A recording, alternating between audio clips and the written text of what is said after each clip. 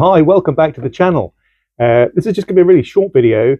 I can't decide which TV to do next for the channel, so I thought I'd ask you guys. Save me the bother of trying to work out which one to do. So you've got two options. The first one is this 1946-47 Murphy, which is sort of based on pre-war tech. So we have got some main ZHT to watch in this set, so we'll be a little bit careful.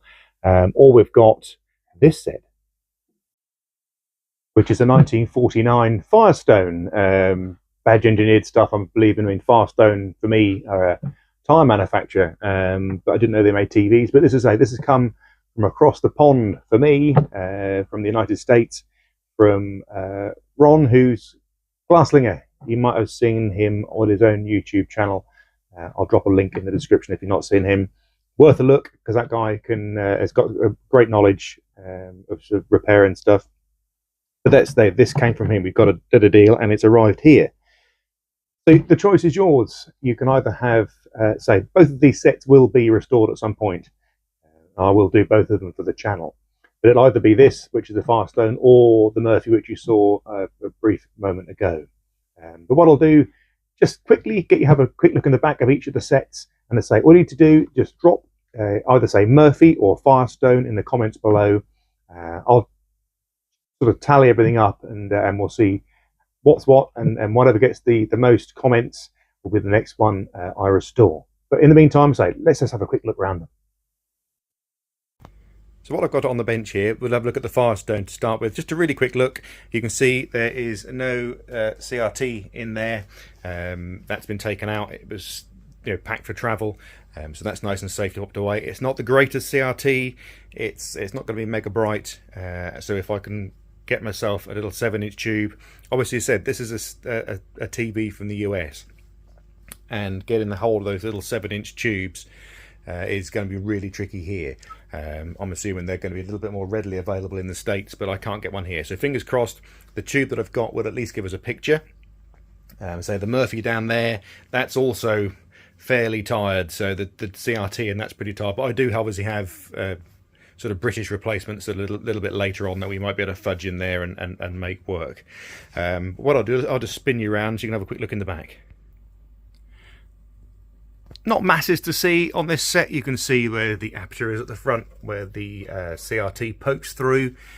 But these are quite bulk standard. I've done a little bit online. Obviously, I've not seen this style of set before, but the guys in the States will, without a doubt, have seen these. I think these are sort of two a penny things over there. Quite cheap and cheerful at the time.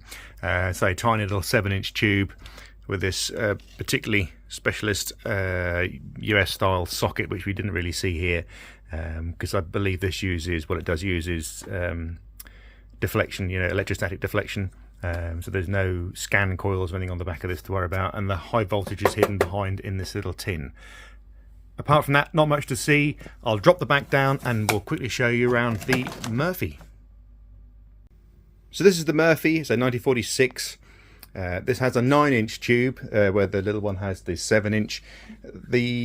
I've got the mask. It's a little bit distorted, but it's still soft enough that I should be able to warm that up and make that fit.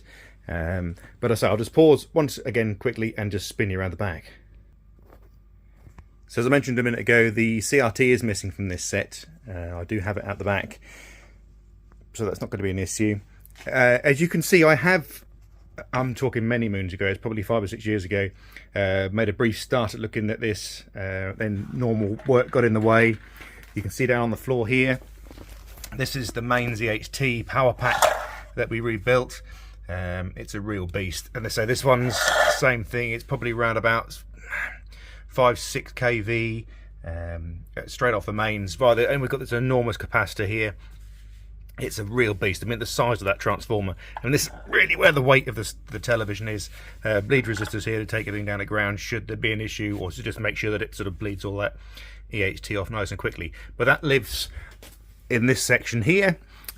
All these wires, you can see, they've all been labelled up so I know where they go.